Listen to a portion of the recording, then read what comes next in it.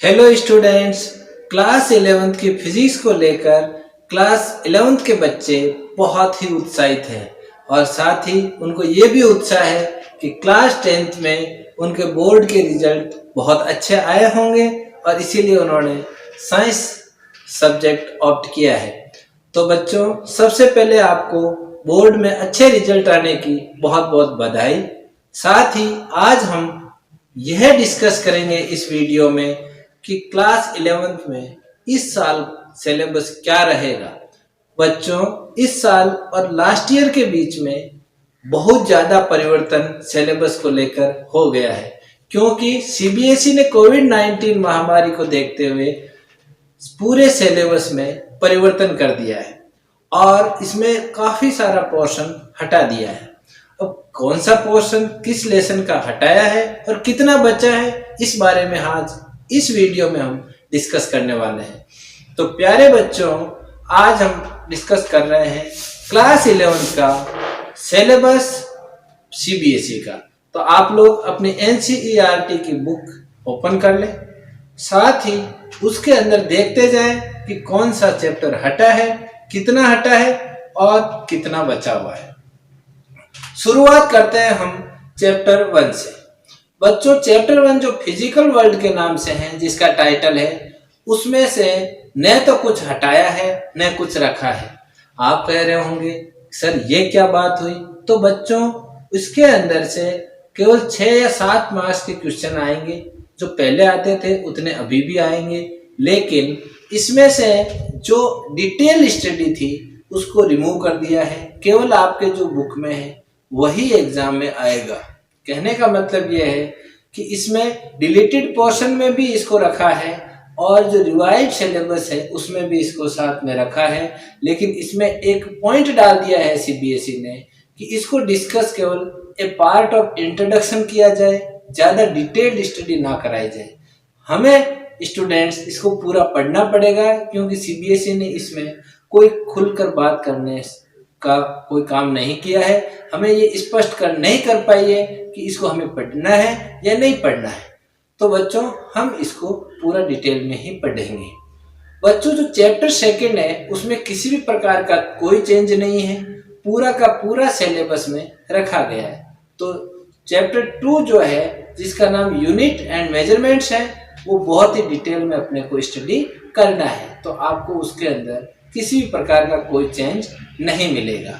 साथ ही हम देखें तो चैप्टर जो 3rd है, 3rd चैप्टर जिसका नाम मोशन इन स्ट्रेट लाइन है, उसको बिल्कुल उसमें चेंज हुआ है। उसमें से जो frame of reference motion in straight line में चैप्टर 3 की मैं बात कर रहा हूं बच्चों, तो frame of reference motion in straight line, position type graph और स्पीड और वेलोसिटी को हटा दिया गया है। यानी ये जो इजी सिंपल चैप्टर जो आपने सब टॉपिक जो आपने क्लास 9th में पढ़े थे उनको रिमूव कर दिया गया है। इसके अलावा सारा का सारा उन्होंने सिलेबस में रखा है।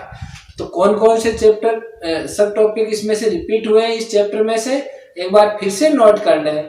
Frame of reference, motion in straight line, position time graph और स्पीड एंड वेलोसिटी, जो कि हम ऑलरेडी क्लास 9th में पढ़ चुके। तो यहाँ तक किसी भी प्रकार का कोई चेंज नहीं किया है। साथ ही बच्चों, चैप्टर 4 में भी कोई चेंज नहीं किया है, पूरा का पूरा अपने सिलेबस में है। क्लास 11th के सिलेबस में कोई खास परिवर्तन उन्होंने नहीं किया है। वो चाहते हैं कि बच्चे पूरा पढ़ें। चैप्टर 4 पूरा का पूरा जो मोशन इन ए प्लेन है, कंप्लीटली सिलेबस में है। हमें पूरा ही स्टडी करना होगा, उसमें किसी भी प्रकार का कोई चेंज नहीं है। चैप्टर 5 जो है लॉज ऑफ मोशन, तो बच्चों उसके अंदर जो इंट्यूसिव जो कंसेप्ट ऑफ फोर्स था, inertia, Newton's first law of motion, momentum and Newton second law of motion, impulse और Newton's third law of motion, इतना रिमूव कर दिया गया है और बाकी जो रिमेनिंग पोर्शन है वो आपका रखा गया। ठीक है, न्यूटन्स फर्स्ट, ये जो चीजें हैं इनको हमें स्टडी तो करना है, इनको पढ़ना तो हमें है, लेकिन उतना डिटेल में नहीं पढ़ना है इनको केवल केवल आपको रिकैपिचुलेशन के लिए रखा है, यानी आपको जो पहले पढ़ा हुआ है क्लास 9th में उसको रिवाइज करना है। तो हमें इसकी भी डिटेल में जाना पड़ेगा, इसको हम छोड़ नहीं सकते। चैप्टर 6 एज इट इज रखा है, कोई चेंज नहीं है। कहने का मतलब यह है कि चैप्टर 6 तक कोई खास सिलेबस में चेंज नहीं आया है, पुराना सिलेबस ही रखा हुआ है। चैप्टर 7 में से क्या हटाया है, रोटेशनल मोशन जो है उसका statement of parallel and perpendicular axis theorems and their applications को रिमूव कर दिया गया है। बाकी सारा एज इट इज वहां पर मिलेगा। आपको केवल जो दो थ्योरम है, पैरेलल एक्सिस थ्योरम और परपेंडिकुलर एक्सिस थ्योरम, वो आपको स्टडी नहीं करनी है। ठीक है बच्चों। अब चैप्टर 8 में आते हैं, ग्रेविटेशन। इसमें से Kepler law of planetary motion, Kepler के जो लॉ है उनको रिमूव किया है, क्योंकि वो हम क्लास 9 में पढ़ लेते हैं। एक्सीलरेशन ड्यू टू ग्रेविटी को भी रिमूव कर दिया गया है। इसके अलावा दो छोटे छोटे पॉइंट्स उन्होंने हटा दिए हैं, केपलर लॉ हटा दिया है और एक्सीलरेशन ड्यू टू ग्रेविटी को भी हटा दिया है। इसके अलावा पूरा चैप्टर आपके सिलेबस में है। तो ये तो बात हुई फर्स्ट बुक की। अब बात करते हैं हम सेकंड बुक की। सेकंड बुक में बच्चों चैप्टर जो 9 है, मैकेनिकल प्रॉपर्टीज ऑफ सॉलिड्स, इसके अंदर से कुछ चीजें उन्होंने हटाई है। क्या क्या हटाया है बच्चों? पहला हटाया उन्होंने elastic behaviour, shear modulus of rigidity, Poisson's ratio और इलास्टिक एनर्जी। केवल इतना हटाया है, elastic behaviour, shear modulus of rigidity, Poisson's ratio and elastic energy, इतना आपका रिमूव हुआ है। बाकी सारा का सारा आपके सिलेबस में है। तो बच्चों ध्यान रखना है कि कोई बहुत ज्यादा चेंज इसमें किया नहीं है। चैप्टर 10 जो मैकेनिकल प्रॉपर्टीज ऑफ फ्लूइड्स है वो कंप्लीटली आपके सिलेबस में है, उसमें कोई चेंज नहीं हुआ है। चैप्टर 11 जो है उसमें से कुछ चीजें हटी है।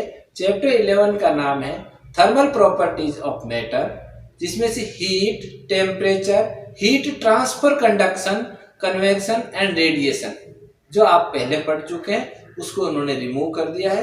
बाकी पूरा चैप्टर कंप्लीटली आपके सिलेबस में है।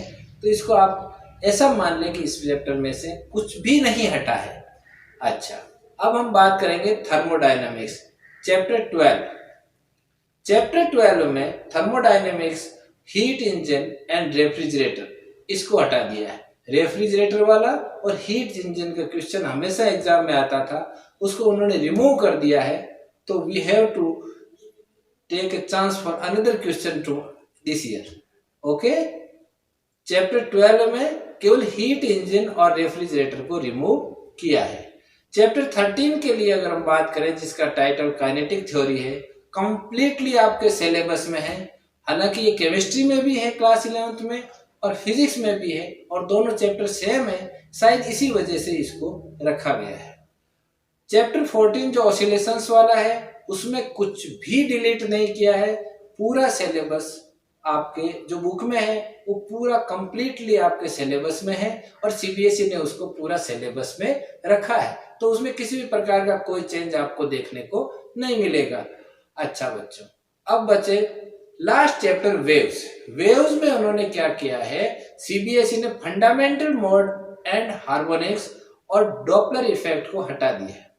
ये भी बहुत इंपॉर्टेंट चीज थी, लेकिन इसमें कुछ क्वेश्चंस जो न्यूमेरिकल्स डॉपलर इफेक्ट पे आते थे वो मैथमेटिक्स वाले बच्चों के लिए तो ठीक थे, लेकिन बायो के बच्चों को काफी परेशान करते थे। तो उससे उनको थोड़ी सी राहत यहाँ पर मिलेगी। तो इसमें से आपको क्या हटाया हुआ है, fundamental mode and harmonics and Doppler effect, इस चीज को उन्होंने हटा दिया है। अब बात करें बच्चों प्रैक्टिकल्स की, तो इस साल किसी भी प्रकार का इन्वेस्टिगेटरी प्रोजेक्ट नहीं होगा, एक्टिविटी भी नहीं होगी, और जो 8 एक्सपेरिमेंट, दो में से 2 ग्रुप बने हुए हैं, ग्रुप ए और ग्रुप बी, उनमें से 8 जो प्रैक्टिकल है वही आपको 4-4 प्रैक्टिकल आपको करने हैं, और उनमें से कोई 2 प्रैक्टिकल आपको एग्जाम में असेसमेंट के लिए दिए जाएंगे, और दोनों ग्रुप में से वो 1-1 होगा। ठीक है बच्चों, तो ये सब कुछ इस साल के सिलेबस में है। आपको मैंने बड़े डिटेल में ये बताया है। आपको मैं बता दूं, प्रैक्टिकल का पोर्शन लगभग कम हो गया है, हाफ हो गया है। पहले 16 प्रैक्टिकल थे, अब 8 प्रैक्टिकल होंगे। लेकिन थ्योरी में कोई क्लास 11th में कोई खास परिवर्तन देखने को नहीं मिला है। There is no drastic change in last year syllabus and this year syllabus. So we have to study throughout all the syllabus, and it will give you a very good advantage, and it will be very beneficial for your coming year uh, JEE and NEET exam.